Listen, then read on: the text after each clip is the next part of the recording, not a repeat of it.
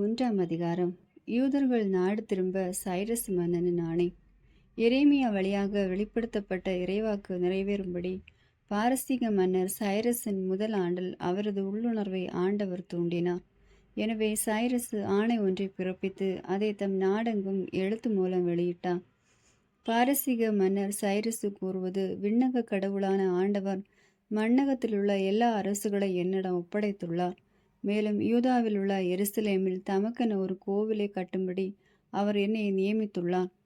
அவருடைய எல்லா மக்களிலும் யார் யார் அவரை சார்ந்துள்ளனரோ கடவுள் அவர்களோடு இருப்பாராக. அவர்கள் யூதாவில் உள்ள எருசலேமுக்கு சென்று இஸ்ரேலின் கடவுளாகிய ஆண்டவருக்கு ஒரு கோவிலை கட்டுவார்களாக. எருசலேமில் இருக்கும் அவரே கடவுள். எஞ்சியுள்ளவன் ஒவ்வொருவனும் எங்கு தங்கியிருந்தாலும் அங்கு வாழும் மக்கள் எருசலேமில் உள்ள கடவுளின் கோவிலுக்கு தன்னார்வ காணிக்கை அனுப்புவதோடு அவனுக்கு வெள்ளி, பொன், மற்ற பொருட்கள், கால்நடைகள் ஆகியவற்றை கொடுத்து உதவுவார்களாக.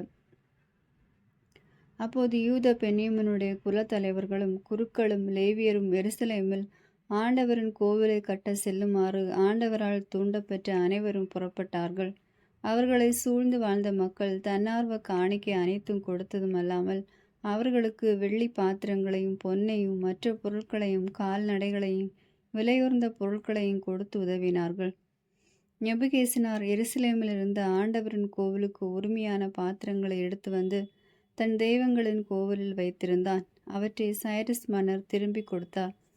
பாரசீக மன்னரான சைரஸின் பொருளாளரான மித்ராத்தின் கையில் அவற்றை ஒப்படைத்தார்.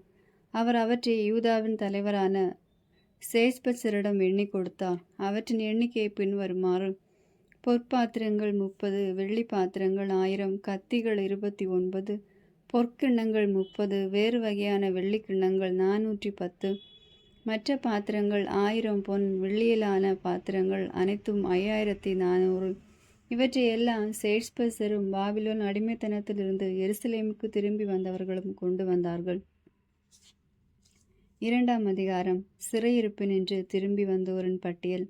அடிமைத்தனத்திலிருந்து நாடு கடத்தப்பட்ட இடத்தினின்றும் திரும்பி வந்த மாநில மக்கள் இவர்களை பாபிலோனிய மன்னன் நெபுகேசனார் பாபிலோனுக்கு அடிமைகளாக இட்டு சென்றிருந்தான். இவர்களை எருசலேமுக்கும் யூதாவில் உள்ள தம் நகர்களுக்கும் திரும்பி சென்றவர்கள்.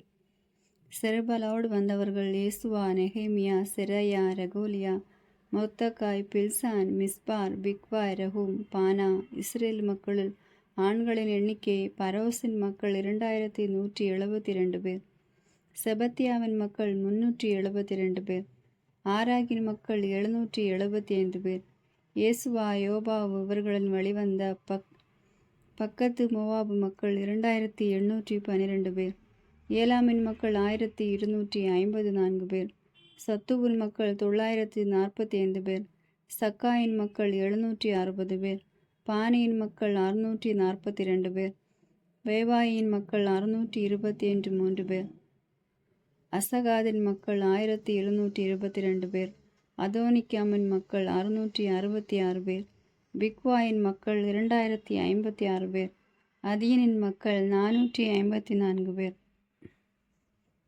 எசேக்கியாவின் வழிவந்த ஆற்றேரின் மக்கள் 98 பேர், பேசாயின் மக்கள் 323 பேர், யோராவின் மக்கள் 112 பேர், ஆசுமின் மக்கள் 223 பேர், கிப்ராயின் மக்கள் 95 பேர், பெத்லஹேமின் மக்கள் 123 பேர், நெட்டபாவின் ஆண்கள் 56 பேர், அனாதோதின் ஆண்கள் 128 பேர், அஸ்மவேத்தின் மக்கள் 42 பேர், கிரியத்து ஆரிம், கெபீரா, பெயரோத்து மக்கள் 743 பேர், ராமா கேபா மக்கள் 621 பேர், மிக்மாஸின் ஆண்கள் 122 பேர், பெத்தேலிலும் ஆயினும் உள்ள ஆண்கள் 223 பேர், நெபோவின் மக்கள் 52 பேர், மக்கீஸின் மக்கள் 156 பேர், மற்றொரு ஏலாமின் மக்கள் 1254 பேர், ஆரிமின் மக்கள் 320 பேர், லோது, ஆதிது, ஓனோ ஆகியோரின் மக்கள் 725 பேர், எரிகோவின் மக்கள் 345 பேர், செனா மக்கள் 3630 பேர், குருக்கள் யோசுவாவின் வீட்டாரான எதேயாவின் மக்கள் 973 பேர், இம்மேரின் மக்கள் 1052 பேர், பஸ்கூரின் மக்கள் 1747 பேர். ஆரிமின் மக்கள் 1017 பேர். லேவியர்கள் ஓதாவியாவின் வழிவந்த யோசுவா கத்மேலின் மக்கள் 74 பேர். பாடகர்கள் ஆசாபு மக்கள் 128 பேர். வாயிற்காவலரின் வழிவந்த சல்லும் ஆற்றேர் தல்மோன் அக்கூப்பு அதிதா சோபாய் ஆகியவற்றின் மக்கள் அனைவரும் 139 பேர்.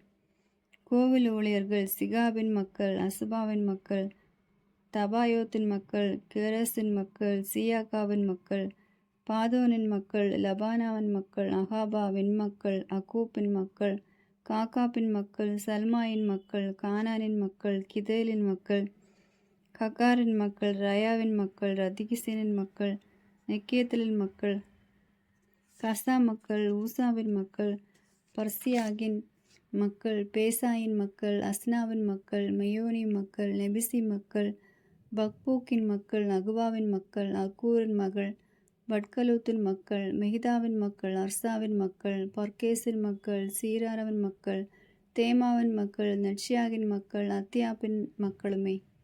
சாலமோன் ஊழியரின் மக்கள், சோட்டாயின் மக்கள், அசோபரத்தின் மக்கள், பெரிதாவின் மக்கள், யாலாவின் மக்கள், தர்கோனின் மக்கள், கிதுலோனின் மக்கள், செபயாட்டுவின் மக்கள், அட்டிலின் மக்கள், சபாயின் வழிவந்த போக்ரோத்தின் மக்கள், ஆமியின் மக்கள், கோவில் ஊழியர்களும் சாலமோன் ஊழியரின் மக்களுமாக மொத்தம் 392 பேர். மற்றும் தெல்மெலகு, தெலர்சா, கெருபு, அதான், இம்மேர் என்ற ஊர்களிலிருந்து புறப்பட்டு வந்தவர்களும் தங்கள் மூதாதையரின் குடும்பத்தையும் வழிமரபையும் தாங்கள் இஸ்ரேலை சார்ந்தவர்களா என்பதை நிரூபிக்க அறியாதவர்கள் இவர்களே. தெலாயாவின் மக்களும் தோபியாவின் மக்களும் நெக்தோலின் மக்களும் சேர்ந்து 652 பேர். மற்றும் குருக்களின் புதல்வர்கள் அபாயாவின் மக்கள், அக்கோசின் மக்கள், கிளையாதை சார்ந்த பர்சில்லாயின் புதல்வர்கள் ஒருத்தியை மனைவியாக கொண்டதால் அவர் தம் பெயரை தாங்கிய பர்சில்லாயின் மக்கள். இவர்கள் தங்கள் பெயர் பதிவை தலைமுறை அட்டவணையில் தேடியும் காணாததால் தீட்டுப்பட்டவர்கள் என கருதப்பட்டு குருத்துவ பணியிலிருந்து நீக்கப்பட்டார்கள். அவர்கள் தூய்மையிலும் தூய்மையான பொருட்களை ஊரையும் தும்மியுமை காட்டுவதற்கு ஒரு குரு வருவரை உண்ணக்கூடாது என்று ஆளுநர் அவர்களிடம் கூறினார். மக்கள் சபையின் மொத்த எண்ணிக்கை 42,360. அவர்களை தவிர அவர்களின் ஆண் பெண் ஊழியர்களின் எண்ணிக்கை 7,337. மேலும் அவர்களுடன் 200 பாடகர்களும் பாடகிகளும் இருந்தனர். அவர்களின் குதிரைகள் 736, கோவேர் கழுதைகள் 245, ஒட்டகங்கள் 435, கழுதைகள் 6,720. குலத்தலைவர்களில் சிலர் எருசலேமில் உள்ள ஆண்டவர் நிலத்திற்கு வந்து கடவுளின் கோவிலை அதே இடத்தில் கட்டி எழுப்ப தன்னார்வ காணிக்கை ஒப்பு கொடுத்தனர். அவர்கள் ஒவ்வொருவரும் தம் வசதிக்கு ஏற்ப 500 கிலோகிராம் பொன்னும் 3,425 கிலோகிராம் வெள்ளியும் 100 குருத்துவ ஆடைகளும் கொடுத்தார்கள். குருக்கள், லேவியர், வேறு சிலர், பாடகர், வாயிற்காப்பாளர், கோவில் ஊழியர் ஆகியோர் தம் நகர்களிலும் எல்லா இஸ்ரேலர்களும் ஏனையோரும் தன் நகர்களிலும் குடியேறியிருந்தார்கள். 3ஆம் அதிகாரம். வழிபாடு மீண்டும் நடைபெற. தம் நகரில் வாழ்ந்த இஸ்ரேல் மக்கள் 7ஆம் மாதம் வந்தபோது எருசலேமில் ஒரு சேர கூடினர். அப்பொழுது யோசதாக்கின் மகன் யேசுவாவும் அவருடைய சகோதர குருக்களும் சேல்தியல் மகனான செருபாவேலும் அவருடைய சகோதரர்களும் கடவுளின் மனிதரான மோசே திருச்சட்ட நூலில் எழுதியுள்ளபடி எரிபலிகள் ஒப்புக் கொடுக்க இஸ்ரேலின் கடவுளுக்கு ஒரு பலிபீடம் கட்டி எழுப்பினர். வேற்று நாட்டு மக்களால் அச்சம் தோன்றினும் பலிபீடத்தை அதற்குரிய இடத்திலே அமைத்தார்கள். காலையிலும் மாலையிலும் ஆண்டவருக்கு எரிபலிகள் ஒப்புக் கொடுத்தனர். திருச்சட்ட நூலில் உள்ளபடி கூடார திருவிழாவை கொண்டாடினர். ஒவ்வொரு நாளும் முறைப்படி அந்நாளுக்குரிய எரிபலிகளை செலுத்தினர். அதன் பிறகு ஒவ்வொரு அமாவாசையின் போதும் ஆண்டவரின் எல்லா திருவிழாக்களிலும் எரிபலி செலுத்தினர். ஆண்டவருக்கு தன்னார்வ காணிக்கை ஒப்புக் கொடுக்க விரும்பியவர்கள் ஒப்புக் கொடுத்தார்கள். 7ஆவது மாதத்தில் முதல் நாளிலிருந்து ஆண்டவருக்கு எரிபலிகள் செலுத்த தொடங்கினார்கள். ஆனால் ஆண்டவருடைய கோவிலுக்கு இன்னும் அடிக்கல் நாட்டப்படவில்லை. எருசலேம் கோவில் மீண்டும் கட்டப்படல். பாரசீக மன்னர் சைரஸ் அவர்களுக்கு கொடுத்திருந்த அனுமதியின்படி கொத்தர்களும் தர்ச்சகர்களுக்கும் பணம் கொடுத்தார்கள். கேதுரு மரங்களை லெபோனிலிருந்து யோப்பா கடலுக்கு கொண்டு வர சீதோன், தீர் நகரத்திற்கு உணவு, பணம், எண்ணெய் ஆகியன கொடுத்தார்கள். அவர்கள் எருசலேமில் உள்ள கடவுளின் கோவில் தளத்திற்கு வந்தடைந்த 2ஆம் ஆண்டின் 2ஆம் மாதத்தில் சேல்தியோலின் மகன் செருபாவில், யோசதாக்கின் மகன் யேசுவா, அவருடைய சகோதர குருக்கள், லேவியர்கள் மற்றும் அடிமைத்தனத்திலிருந்து எருசலேமுக்கு திரும்பி வந்தவர்கள் அனைவரும் கோவில் வேலையை தொடங்கினர். ஆண்டவர் நல்ல வேலையை கண்காணிக்க 20 அதற்கு மேற்பட்ட வயதுமுடைய லேவியர்களை நியமித்தனர். இயேசுவா அவருடைய புதல்வர், உறவினர் கத்மேயல் அவருடைய புதல்வர், யூதாவின் புதல்வர், லேவியரான ஏனிதானின் புதல்வர், அவர்களுடைய புதல்வர், உறவினர் ஆகியோர் கோவில் வேலையை கண்காணிக்க ஒரு சேர நின்றனர். கட்டுபவர்கள் ஆண்டவரின் கோவிலுக்கு அடித்தளமிட்ட போது இஸ்ரேல் அரசர் தாவீது உரைத்தபடி குருக்கள் தங்களுக்குரிய ஆடை அணிந்து கொண்டு எக்காலத்தோடும் ஆசாபின் புதல்வரான லேவியர் கைத்தாளங்களோடும் ஆண்டவரை புகழ்ந்தனர். அவர்கள் ஆண்டவரை புகழ்ந்து நன்றி கூறி, அவர் நல்லவர், ஏனெனில் அவர் இரக்கம் இஸ்ரேல் மீது என்றென்றும் உள்ளது என்று பாடினர். ஆண்டவரின் இல்லம் அடித்தளம் இடப்பட்டதை குறித்து எல்லா மக்களும் ஆண்டவரை புகழ்ந்து மகிழ்ச்சியினால் ஆரவாரம் செய்தனர். முதல் கோவிலை கண்டிருந்த குருக்கள், லேவியர் குலத்தலைவர்கள், மூப்பர்கள் பலர் இந்த புதிய கோவில் அடித்தளத்தை கண்டபோது உரத்த குரலில் அழுதனர். வேறு பலர் மகிழ்ச்சியாலும் ஆர்ப்பரிப்பாலும் குரல் எழுப்பினர். நெடுந்தொலைவு கேட்கும் அளவுக்கு மக்கள் பெருங்குரல் எழுப்பியதால் மகிழ்ச்சி குரலொலி அவர்களின் அழுகை குரலிலிருந்து பிரித்துணர எவராலும் இயலவில்லை. 4ஆம் அதிகாரம். கோவில் கட்டும் வேலை தடைப்படல். அடிமைத்தனத்திலிருந்து திரும்பியிருந்த மக்கள் இஸ்ரேலின் கடவுளான ஆண்டவருக்கு கோவில் கட்டுவதை யூதா பென்யமின் குலங்களின் பகைவர் அறிந்தனர். அவர்கள் செருபாலையின் குலத்தலைவர்களை அணுகி, நாங்கள் உங்களோடு சேர்ந்து கட்டுகின்றோம், ஏனெனில் உங்கள் கடவுளை நாங்களும் உங்களைப் போல் வழிபடுகின்றோம். அசீரிய மன்னன் ஏசர்தோன் எங்களை இங்கே கொண்டு வந்த நாளிலிருந்து அவருக்கே பலி செலுத்தி வருகின்றோம். ஆனால் செருபாவேலும் இயேசுவாவும் இஸ்ரேலின் எஞ்சிய குலத்தலைவர்கள் அவர்களிடம், நீங்களும் நாங்களும் சேர்ந்து எங்கள் கடவுளுக்கு கோவில் கட்ட வேண்டியதில்லை, மாறாக பாரசீக மன்னரான சைரஸ் கட்டளையிட்டபடி நாங்கள் மட்டுமே இஸ்ரேலரின் கடவுளாகிய ஆண்டவருக்கு கோவில் கட்டுவோம் என்றனர். ஆதலால் அந்நாட்டு மக்கள் யூதாவின் மக்களது கோவில் கட்டும் பணியை தடுத்தனர். அவர்களை அச்சுறுத்தவும் செய்தனர்.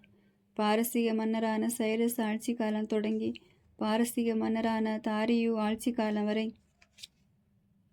அரசு அலுவலர்களுக்கும் கையூட்டு கொடுத்து அவர்களின் திட்டங்களை சீர்குலைக்க தூண்டினர். எருசலேம் புதுப்பிப்பு தடைப்படல். அகஸ்வேர் ஆட்சியின் போது அவரது ஆட்சியின் தொடக்கத்திலே யூதாவிலும் எருசலேமிலும் குடியிருந்தவர்களுக்கு எதிராக குற்றச்சாட்டு ஒன்று எழுதினார். அர்த்தசஸ்தாவின் காலத்தில் மிஸ்லாம், மித்ராத்தில், தாபேல் அவர்களை சார்ந்த மற்றவர்களும் பாரசீக மன்னனான அர்த்தசாவிற்கு ஒரு மடல் எழுதினர். அம்மடல் அரமேயத்தில் எழுதப்பட்டிருந்ததால் மொழிபெயர்க்கப்பட்ட வேண்டியிருந்தது.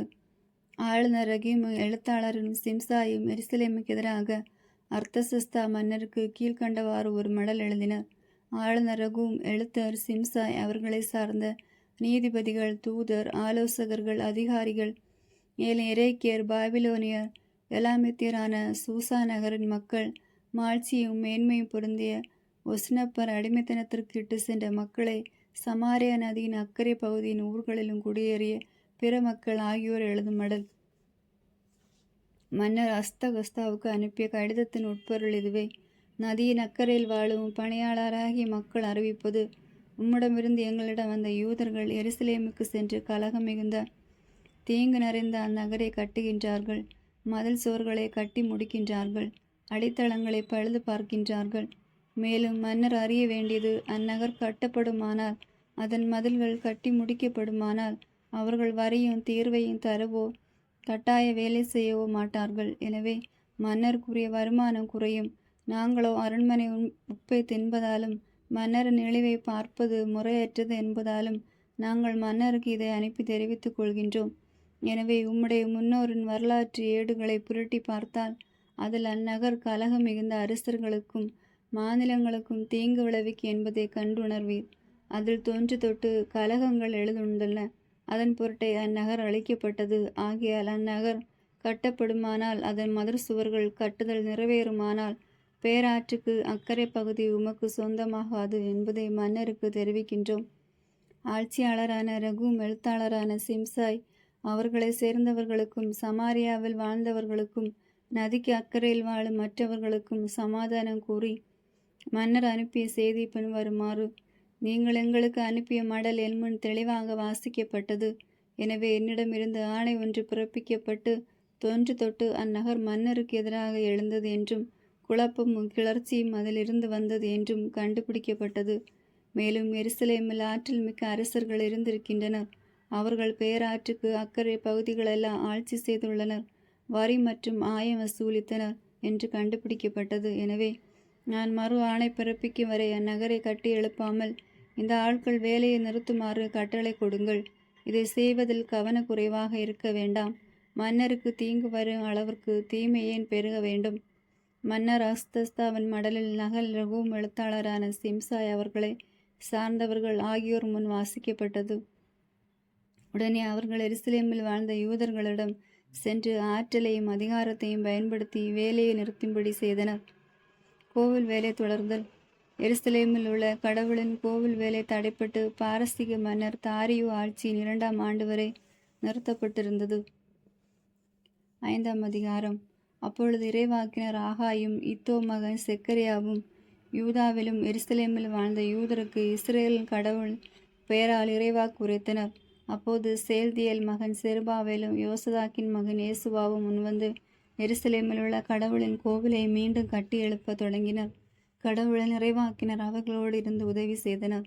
அக்காலத்தில் பேராற்றின் அக்கறை பகுதிக்கு ஆளுநராக இருந்த தத்தனையாயும் செத்தர் பெசோனாயும் அவர்களை சார்ந்தவர்களும் அவர்களிடம் வந்து, இக்கோவிலை கட்டி எழுப்பவும் இம்மதில்களை கட்டி முடிக்கவும் உங்களுக்கு உத்தரவு கொடுத்தது யார் என்று வினவினர்.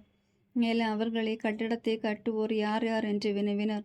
கடவுளின் கருணை கண் யூத மூப்பர்கள் மேல் இருந்ததால் இச்செய்தி தாரியுவை சென்றடையும் வரை அவர்களால் தடுத்து நிறுத்த இயலவில்லை. எனவே அவர்கள் தாரியுவுக்கு இதை பற்றி ஒரு மடல் அனுப்பினார்கள். பேராற்றின் அக்கறை பகுதிக்கு ஆளுநனாக இருந்த தத்தனாயும் செத்தர் பேசனாயும் அவனை சார்ந்தவர்களும் பேராற்றின் அக்கறை பகுதிக்கு அதிகாரியுமானவர்களும் மடலின் நகல் ஒன்றை மன்னர் தாரியாவுக்கு அனுப்பினர். அவருக்கு அனுப்பிய கடிதத்தில் எழுதப்பட்டிருந்தது பின்வருமாறு: மன்னர் தாரியாவுக்கு எல்லா நலமும் உரித்தாகுக. மன்னர் அறிய வேண்டியது, யூத மாநிலத்தில் உள்ள மாபெரும் கடவுளின் கோவிலுக்கு சென்றிருந்தோம். பெருங்கற்களால் அது கட்டப்பட்டு வருகிறது. சுவரில் மரங்கள் வைக்கப்பட்டுள்ளன. இவ்வேலை நுணுக்கமாகவும் விரைவாகவும் செய்யப்பட்டு வருகிறது. எனவே அம்மூப்பர்களை நோக்கி கோவிலை கட்டவும் இச்சுவர்களை கட்டி முடிக்கவும் உத்தரவு கொடுத்தது யார் என்றும் அவர்கள் தலைவர்கள் யார் யார் என்பதை உமக்கு எழுதி அறிவிக்க அவர்களின் பெயர்களை கேட்டோம். அவர்கள் எங்களுக்கு சொன்ன மறுமொழியாவது: விண்ணுக்கும் மண்ணுக்கும் கடவுளுமானவருமான ஊழியர்கள் நாங்கள். பல ஆண்டுகளுக்கு முன் இஸ்ரேலின் பேரரசர் ஒருவர் கட்டிய கோவிலை தான் மீண்டும் கட்டி எழுப்புகிறோம். எம் முன்னோர் விண்ணக கடவுளுக்கு சினமூட்டியதால் அவர் பாபிலோனின் மன்னனும் கல்தேருமான நெபுகேசரின் கையில் அவர்களை கோவிலை ஒப்புவித்தார். அவன் இக்கோவிலை அழித்தான். மக்களை பாபிலோனுக்கு நாடு கடத்தினான். ஆனால் பாபிலோன் மன்னன் சைரசு தம் 1ஆம் ஆட்சி ஆண்டில் கடவுளின் இக்கோவிலை கட்ட ஆணையிட்டார்.